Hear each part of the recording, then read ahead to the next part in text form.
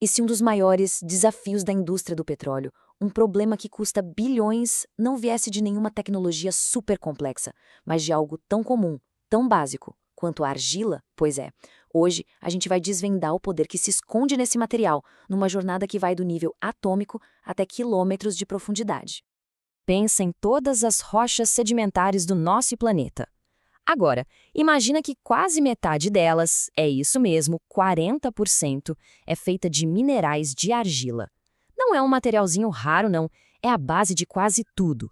E é justamente por ser tão comum que a argila se torna tão importante e, às vezes, tão perigosa.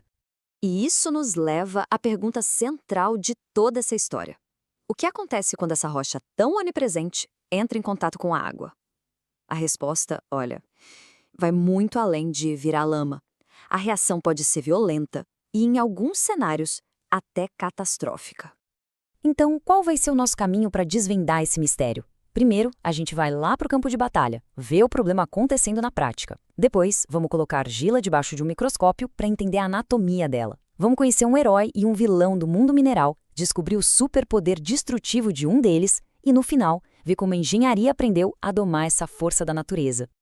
A nossa investigação começa bem fundo, sabe? Lá na perfuração de poços de petróleo. Nesse ambiente, rochas como o folhelho são um verdadeiro pesadelo dos engenheiros. E por quê? Porque elas são cheias de argila e não se comportam como uma pedra qualquer, passiva. Elas são como uma pele geologicamente ativa, que reage, e reage muito mal a qualquer perturbação. E a chave do problema está nesse número aí. Mais de 60% dessas rochas pode ser pura argila. Essa concentração toda transforma a formação rochosa numa espécie de esponja molecular gigante, prontinha para interagir com a água dos fluidos de perfuração. E essa simples interação é a origem de uma dor de cabeça enorme, de custos altíssimos e de muito perigo. Para entender por que ela se comporta assim, a gente precisa de um microscópio, e um bem potente. Vamos dar um zoom, muito zoom. A chave do poder da argila não está nela como um todo, mas sim nos seus blocos de construção. A resposta está na diferença crucial entre argila e argilomineral. Primeiro, argila. No sentido mais físico que a gente conhece, é definida pelo comportamento e pelo tamanho. Joga água e ela vira plástica, moldável, tipo de cerâmica, sabe? E as partículas são minúsculas. É uma definição, digamos, física. Mas o que realmente importa pra gente aqui é o argilomineral. Aqui a gente não está falando de tamanho, mas de arquitetura. São cristais minúsculos, perfeitamente organizados em camadas. É nessa estrutura atômica, nessa química, que a mágica e também o desastre acontece. Existem várias famílias de argilominerais e essa tabela mostra o essencial. Foca aqui nas colunas, tipo de camada e reatividade. Olha a caulinita. A estrutura dela é 1 para 1, o que a torna estável. Agora olha a esmectita. A estrutura dela já é 2 para 1, e isso a torna expansiva. Uma pequena mudança na arquitetura atômica cria uma diferença gigantesca no comportamento. Para simplificar as coisas, vamos focar nos dois extremos. Vamos pensar nisso como uma história com dois personagens. De um lado, a caulinita, o nosso herói estável e confiável, e do outro, a esmectita, o vilão reativo e caótico. A caulinita é um mineral modelo. Suas camadas são super bem presas por ligações fortes. Ela é eletricamente neutra. A água simplesmente não consegue entrar ali no meio. Agora, a esmectita ela é o oposto. As ligações são fracas e, o ponto crucial, ela tem uma carga negativa. Isso a transforma num verdadeiro ímã para moléculas de água, que são puxadas para dentro da estrutura, prontas para causar o maior estrago. Então, vamos focar agora no nosso vilão, a esmectita. Essa combinação de ligações fracas e carga negativa dá a ela um superpoder destrutivo, a capacidade de inchar. E de inchar muito. Vamos ver direitinho como isso acontece? Essa frase aqui resume bem a escala do problema. A distância entre as camadas do cristal pode mais do que quadruplicar. É uma expansão violenta, no nível molecular. Agora, imagina milhões e milhões dessas pequenas estruturas inflando ao mesmo tempo dentro da rocha. É como uma explosão em câmera lenta. Esse mecanismo de inchaço é como uma invasão em 4 atos. Primeiro, as camadas de esmectita estão lá, quietinhas. Segundo, a água chega na festa. Terceiro, As moléculas de água invadem o espaço entre as camadas porque são atraídas pela carga negativa.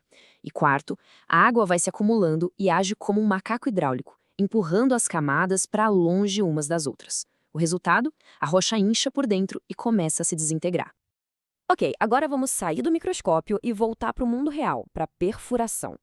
O que todo esse inchaço molecular significa em grande escala? Significa que a rocha, que antes estava estável, começa a revidar. O resultado tem nome e sobrenome: instabilidade do poço. A rocha encharcada de água perde completamente a sua força. Aquele equilíbrio de pressões que a manteve coesa por milhões de anos já era. Ela fica fraca, pressurizada por dentro e pronta para desmoronar. As consequências são um pesadelo operacional.